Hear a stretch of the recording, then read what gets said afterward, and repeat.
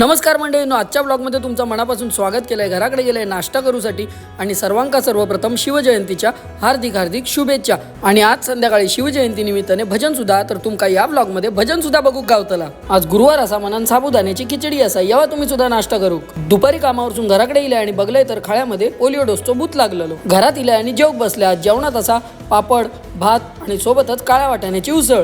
तिनसांचो खाळ्यात जाऊन बघले तर एक जण हकडे गेम खेळत बसलेलो, तर दुसरो आपलं पानवालो बाबू हकडे बसून रील स्क्रोल करीत राहिलेलो। मी म्हटलं दोघांचा पण काय खऱ्याचा दिसणार नाही। मग दादा आणि वहिनी घराकडे येल्याबरोबर पप्पान बांगडा गजाली मारत राहिलेले। मी आपलं म्हटलं आज भारताची मॅच असा, आम्ही मॅच बघत राहूया। 7 वाजल्याबरोबर देवांची पूजापत्ती करून घेतले, देवांका नमस्कार केले आणि निघाले भजनाक जाऊसाठी। भजनाचं सामान सगळं बाहेर काढून ठेवलं आणि सगळे मंडळी इल्याबरोबर आम्ही निघालो भजनाक जाऊसाठी। अभि आणि मयुरान ऍक्टिव्ह वरसून पेटी भजनाच्या ठिकाणावरती पोच केल्याने तकडे गेल्याबरोबर आधी देवांका नमस्कार केला आणि सांगलाय आजचा भजन सुद्धा अगदी सुंदर होऊ देत। मग पकवाचा पीठ वगैरे लावून घेतल्यान मयुरान आणि मग आम्ही भजनाक केलं सुरुवात। आज मंडळी कमी असत कारण की कामानिमित्ताने सगळ्यांकाच योग गावला नाही।